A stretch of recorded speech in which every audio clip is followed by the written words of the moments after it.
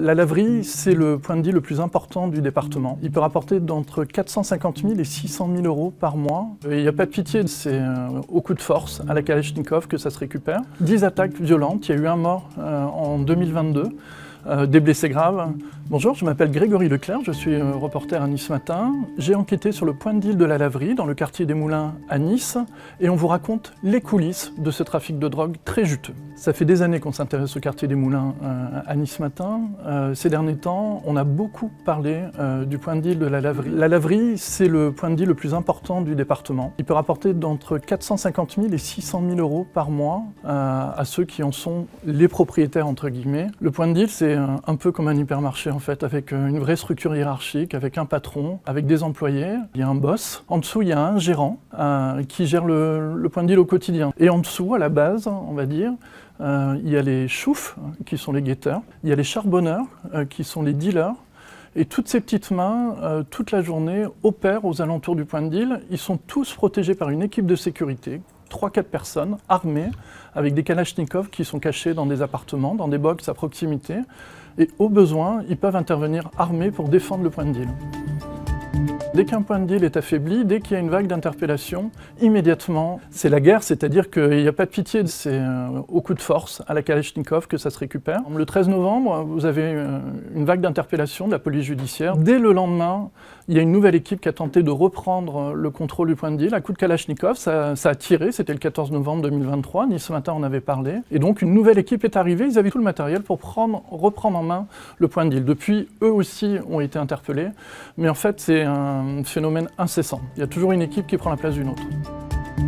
Il y a eu une dizaine d'attaques sur 1 an et demi, donc c'est beaucoup.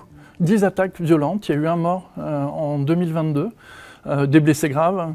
Voilà, ce sont des familles qui sont impactées, décimées.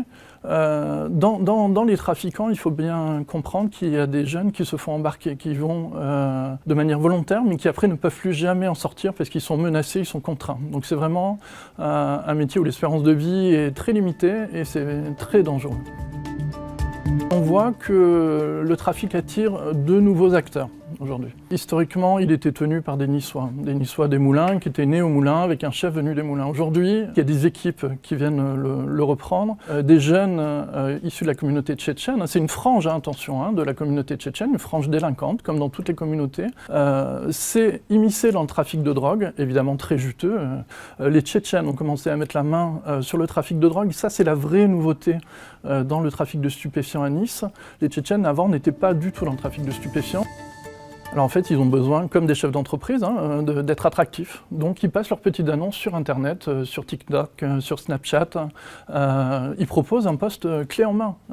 Logé, blanchi, nourri, l'appartement, et puis tout ce qui va autour, le salaire, etc. Donc ils essayent d'être attractifs, entre guillemets. Ils essayent d'attirer une population pour travailler avec eux. La nouveauté également, et ça c'est une vraie spécificité niçoise, c'est ce qu'on a découvert au fil de cette enquête, c'est qu'à Nice, les migrants sont recrutés maintenant de manière massive. C'est une main-d'œuvre en fait qui ne connaît pas la région, qui ne connaît pas la ville, et qui du coup, ne connaissant pas les réseaux niçois, ne peut pas non plus balancer, entre guillemets, aux policiers le jour où ils sont interpellés. Donc c'est vraiment la main-d'œuvre, entre guillemets, parfaite pour les dealers. Il faut que les consommateurs sachent que derrière, il y a de la traite d'êtres humains, qu'il y a de la violence, qu'il y a des meurtres.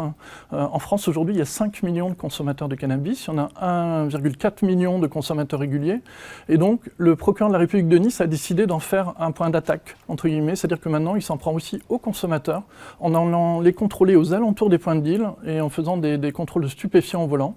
Beaucoup perdent leur permis et le procureur de la République espère que cette politique sera dissuasive pour éviter que le trafic ne prospère.